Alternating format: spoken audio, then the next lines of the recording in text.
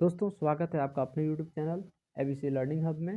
दोस्तों आज ये हमारा सौर मंडल का दूसरा पार्ट है और आज हम लोग ग्रह के बारे में पढ़ने वाले हैं। ग्रह ग्रह क्या होता है, सबसे पहले उसी के बारे में हम लोग देखेंगे, उससे संबंधित फैक्ट्स के बारे में जानेंगे। अंतर्राष्ट्रीय खगोलीय संघ द्वारा ग्रह के 2006 के पुनर्वितरण में कहा गया है कि सौर मंडल में एक ग्रह एक खगोलीय पिंड है जो सूर्य के चारों ओर कक्षा में है। यानी कि सूर्य के चारों ओर हम कहें तो वो कक्षा में गति कर रहा है, तो उसको हम ग्रह कह रहे हैं। पर्याप्त द्रव्यमान है, यानी कि प्रत्येक ग्रह का अपना द्रव्यमान है। तो यह एक द्रव स्थैतिक संतुलन आकार ग्रहण करता है। अपनी कक्षा के चारों ओर पड़ोस को साफ कर दिया है। ठीक है, यानी कि पड़ोस को साफ कर दिया है। बौना ग्रह अगर आप देखें तो एक बौना ग्रह एक खगोलीय पिंड है जो सूर्य के चारों ओर कक्षा में है। कठोर भाग बलों पर काबू पाने के लिए आत्म गुरुत्वाकर्षण बल के लिए पर्याप्त द्रव्यमान है, ताकि यह एक द्रव स्थैतिक संतुलन लगभग गोल आकार का मान लिया जाता है। हम लोग मान लेते हैं कि ये गोला है, ठीक है, क्योंकि इसका निश्चित द्रव्यमान होता है। अपनी कक्षा के आसपास पड़ोस को साफ नहीं किया है और ये एक उपग्रह नहीं है। सबसे इंपॉर्टेंट ये फैक्ट है, इसको भी हमें याद रखना है।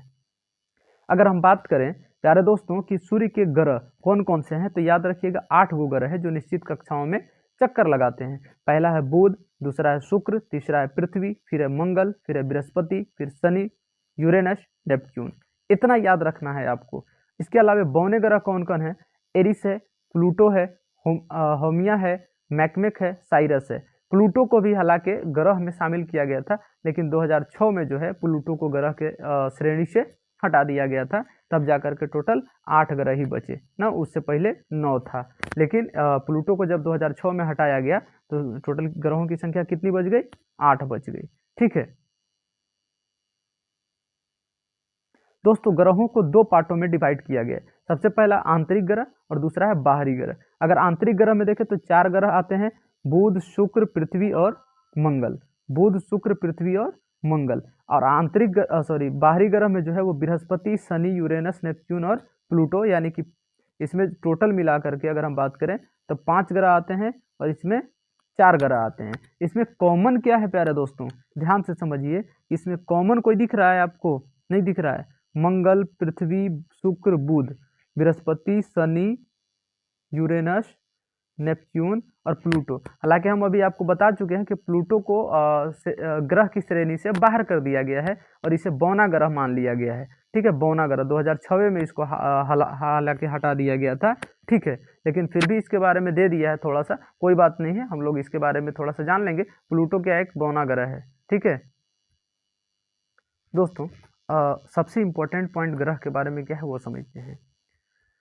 आरोही क्रम में सूर्य से दूरी के अनुसार, आरोही का मतलब है कि बढ़ते क्रम में, समझ रहे हैं ना, यानी कि छोटा से बड़ा की तरफ अगर हम जाएं तो सबसे अगर छोटा ग्रह की बात करें या फिर ऐसे कहें कि ग्रहों के बारे में सूर्य से दूरी के अनुसार, यानी सूर्य से सबसे दूरी दूरी हम कह सकते हैं, यानी कि इसको हाँ बढ़ते क्रम में कहिए, यानी सबसे नज़दीक, सूर्य से सबसे नज़दीक है बुध, फिर शुक्र है, पृथ्वी, मंगल, बृहस्पति, शनि, यूरेनस और नेपच्यून। यानी नेपच्यून सूर्य से सबसे दूर है, समझ रहे हैं ना। और अगर आकार के अनुसार कहें तो आकार में सबसे बड़ा बृहस्पति है और सबसे छोटा बुध है, क्योंकि बुध सबसे नज़दीक है किसके? सूर्य के सबसे नज़दीक है। ये चीज़ आपको याद रखना है। न्यूनतम समय अवधि में सूर्य के चारों ओर, यानी सबसे कम समय में सूर्य के चारों ओर कौन घूमता है? तो याद रखिएगा कि बुध 88 दिन लेता है, जबकि शुक्र 225 दिन लेता है। अधिकतम समय कौन लेता है भाई? तो अधिकतम समय जो है वो प्लूटो लेता है, जो कि प्लूटो एक बौना ग्रह है और ये 248 साल लेता है सूर्य का एक चक्कर काटने में। सूर्य का एक चक्कर लगाने में प्लूटो 248 साल लेता है, जबकि नेपच्यून कितना लेता है प्यारे बच्चों? 164 साल लेता है। याद रखिएगा कि नेपच्यून सूर्य का एक चक्कर लगाने में 164 साल लेता है, जबकि प्लूटो 248 साल लेता है एक चक्कर पूरा करने में। अगर हम नेक्स्ट की बात करें तो सूर्य से प्रकाश हम तक पहुंचने में लगभग 8 मिनट 16 सेकंड का समय लगता है। एक वर्ष में प्रकाश द्वारा तय की गई दूरी होती है। कभी कभी यहाँ से क्वेश्चन पूछ लेता है कि प्रकाश वर्ष किसका मात्रक है, तो हमें याद रखना है सही उत्तर इसका होगा दूरी। ठीक है, सही उत्तर होगा दूरी। सूर्य हमारा सबसे निकटतम तारा है। सूर्य जो है हमारा वो सबसे निकटतम तारा है, याद रखिएगा इस चीज को। फिर अगर हम बात करें तो हमारा अगला निकटतम तारा अल्फा सेंचुरी है, जो 4 प्रकाश वर्ष दूर है। यानी सबसे निकटतम तो सूर्य है, उसके बाद दूसरा सबसे निकटतम कौन है? अल्फा सेंचुरी है। मिल्की वे लगभग इतना प्रकाश वर्ष के पार है, आप देख सकते हैं लगभग 1 लाख प्रकाश वर्ष के पार है। आप थोड़ा सा अगर देखें, इस फिगर को समझना चाहें तो इस फिगर को हम थोड़ा सा आपको समझाने का प्रयास करेंगे। ये कुछ इस तरह से दिया हुआ है, क्या दिया हुआ है समझते हैं। ये फिगर में कुछ इस टाइप से दिया हुआ है कि ये मरकरी है, विनस है, अर्थ है, मार्स है। तो ये जो है हम अभी आपको बताया ना कि आंतरिक ग्रह जो हैं, ये 4 आंतरिक ग्रह है, और ये जो इधर दिखाया गया है ये 4 ग्रह जो हैं वो बाह्य ग्रह हैं। ठीक है, ये बाह्य ग्रह हैं। देखो यहाँ Pluto not a planet and its moon Charon. कहने का मतलब है प्लूटो जो है वो ग्रह नहीं है, प्लेनेट नहीं है, इसलिए इसको शामिल नहीं किया गया है। इसमें 4 है ना, 3 है, एक तो अर्थ है, यूरेनस है, नेपच्यून है और सैटर्न है। ठीक है, चलते हैं आगे और देखते हैं कुछ और विशेष जानकारी। केवल और केवल अगर हम बुध ग्रह के बारे में बात करें, केवल और केवल किसके बारे में? बुध ग्रह के बारे में। तो सूर्य का सबसे निकटतम ग्रह है और सूर्य से लगभग 5.7 मिलियन किलोमीटर दूर स्थित है। प्यारे बच्चों, यह हमारे सौरमंडल का सबसे छोटा ग्रह है, जिसका व्यास केवल 4849.6 किलोमीटर है। कोई वायुमंडल नहीं है बुध ग्रह पे, इसलिए जीवन की कोई संभावना बुध ग्रह पे नहीं है, जो कि वायुमंडल नहीं है, ऑक्सीजन के बिना हम जीवित रह नहीं सकते हैं। और इसके अलावा सबसे इंपॉर्टेंट फैक्ट क्या है कि इसका कोई उपग्रह नहीं है और यह सूर्य का चक्कर 88 दिनों में पूरा करता है। सूर्य का चक्कर कितने दिनों में पूरा करता है? 88 दिनों में पूरा करता है। आप देख सकते हैं कुछ इस टाइप का फिगर जो है ये बुध ग्रह का है, कुछ इस टाइप का फिगर जो है वो बुध ग्रह का है। ठीक है, ये कुछ इस टाइप का फिगर बुध। अब चलते हैं शुक्र ग्रह की ओर, क्योंकि सूर्य से दूसरा सबसे नजदीक ग्रह शुक्र है। ये सभी ग्रहों में सबसे चमकीला, अगर आपसे पूछे कि सबसे चमकीला ग्रह कौन है तो शुक्र ग्रह है, क्योंकि यह सूर्य के प्रकाश को अधिक दर्शाता है जो अन्य ग्रहों की तुलना में इस पर पड़ता है। यहाँ सल्फ्यूरिक एसिड के बादल पाए जाते हैं। यहाँ पे बादल जो पाया जाता है वो सल्फ्यूरिक एसिड का है और पृथ्वी का सबसे निकटतम ग्रह है, यानी पृथ्वी के सबसे करीब है। यह आयतन, भार और घनत्व में पृथ्वी के समान है, इसलिए इसे पृथ्वी की बहन और जुड़वां सितारा कहा जाता है। तो आप यहाँ से क्वेश्चन पूछता है कि पृथ्वी की बहन किस ग्रह को कहा जाता है, तो बच्चों याद रखिएगा शुक्र ग्रह को कहा जाता है। इसे शाम का तारा और सुबह का तारा के नाम से भी जाना जाता है। शाम का तारा या भोर का तारा भी इसको हम लोग कहते हैं। तो सबसे इंपॉर्टेंट फैक्ट ये भी है, इसको भी आपको याद रखना है।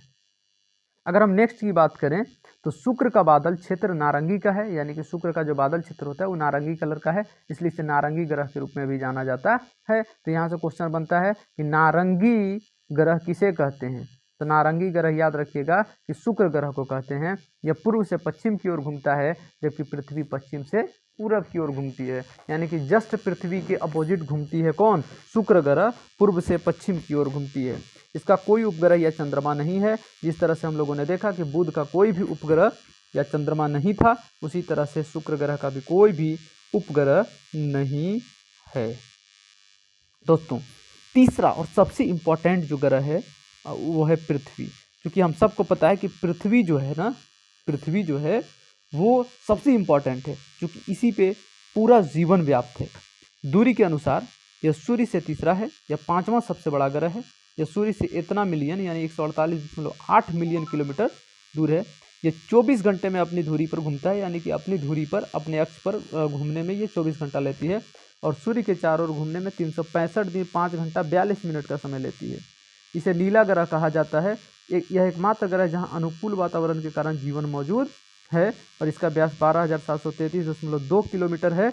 इसका केवल एक उपग्रह है और वो है चंद्रमा। अभी तक हम लोग देखें कि बुध और शुक्र के एक भी उपग्रह नहीं थे, लेकिन पृथ्वी का एक उपग्रह है और उसका नाम क्या है दोस्तों?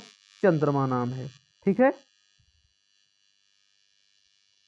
दोस्तों, यह अपनी धुरी पर 23.5 डिग्री पर झुका हुआ है और इस प्रकार 66.5 डिग्री का कोण बनाता है। अपनी धुरी पर एक बार घूमने में 23 घंटा 56 मिनट और 4 सेकेंड और सूर्य की परिक्रमा करने में 365 दिन, यानी सूर्य का पूरा एक चक्कर लगाने में पृथ्वी 365 दिन 5 घंटा 48 मिनट 40 सेकेंड के लगभग लेता है, और इसी परिक्रमण के कारण दिन और रात की अवधि बनती है। अगर ये परिक्रमा नहीं होता पृथ्वी के द्वारा तो न तो दिन बनता और न ही रात बनता। दोस्तों अगर हम बात करें आगे तो सूर्य के चारों ओर पृथ्वी की परिक्रमा एक वर्ष में विभिन्न मौसमों के लिए जिम्मेदार है। सुविधा के लिए एक दिन का एक चौथाई को 3 साल के लिए नज़रअंदाज कर दिया जाता है। हर चौथे वर्ष में एक अतिरिक्त दिन जोड़ा जाता है और फिर 366 दिनों के लिए वर्षली बन जाता है।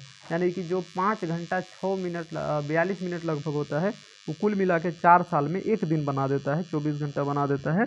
इसलिए हर 4 साल में एक दिन बढ़ जाता है, जिसे कि हम लीप वर्ष कहते हैं 366 दिनों का। पृथ्वी का सांख्यिकीय विवरण भूमध्य रेखा पर देखिए अगर तो 12,756 किलोमीटर, ध्रुवीय व्यास इसका देखिए तो 12,714 किलोमीटर, परिधि देखिएगा भूमध्य रेखा पर तो 40,077 किलोमीटर और ध्रुवीय परिधि देखिएगा तो 40,009 किलोमीटर है। ठीक है